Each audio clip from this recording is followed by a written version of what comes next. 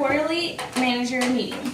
We have a few issues going on with the company that we need to discuss today, such as our 86% employee turnover rate, our training funds being quickly exhausted, and our unhappy employees. So what I did was I randomly selected 20 employees within the company and gave them an employee satisfaction survey.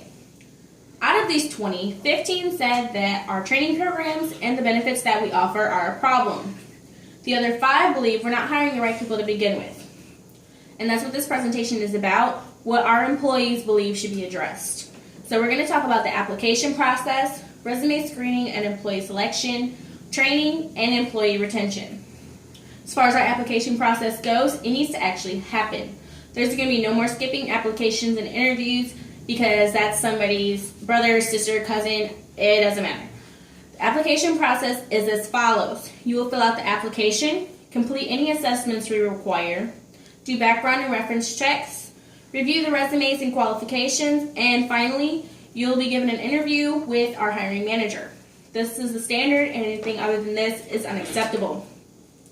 For our qualifications, they're very similar for helpers and technicians.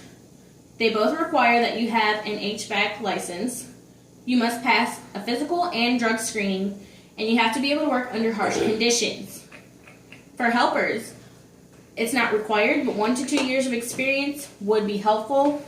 For a technician, 3 years of experience is required, and you have to pass training certification because you're going to be overseeing our helpers. For interviewing, we have red lights and green lights. Red lights are going to be people who are late, have streetwear on, improper grammar usage, thoughtless responses to your questions, and lack of professionalism such as chewing gum and checking their phones. For green lights, these people are going to show up early, have on business attire, give genuine thought-out responses, and engage in conversations by asking questions and elaborating when they're asked to.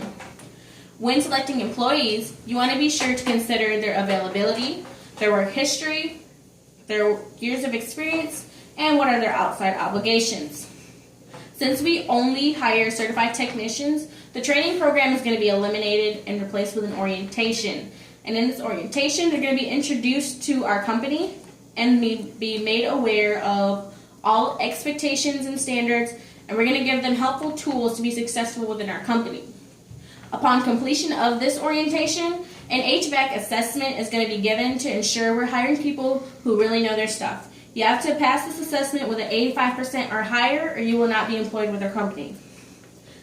Switching from training to orientation is going to save us about $5,274 a month. As far as employee retention goes, the old way of doing things was not as successful because we required our employees to purchase their own tools. We had very strict scheduling and attendance policies, no paid vacation, 30-minute lunches, and no overtime was offered. We're switching over to the company providing all essential tools to provide the basic functions of the job, giving flexible scheduling, giving a lunch allowance, allowing an hour-long lunch, and a minimum of 1 week paid time off, which will include any vacation time or sick days or personal days. These will be given to employees who have worked with us for at least 1 year. We're also adding all weekends and major holidays off.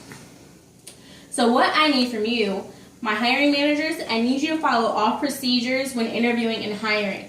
This is going to ensure that we're bringing on the best candidates and setting our company up for success.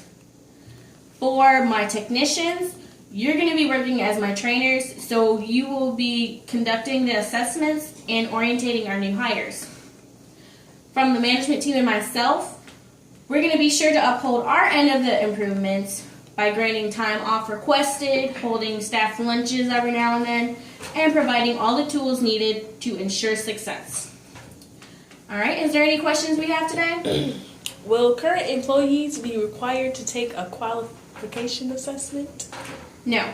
Our focus right now is keeping current employees happy and onboarding the best possible employees. Okay.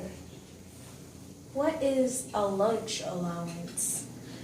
Well, we know that eating is very important to keep up your energy and being able to work. So light lunch is going to be provided for those who choose to partake. Why are we no longer requiring a minimum of 1 year experience?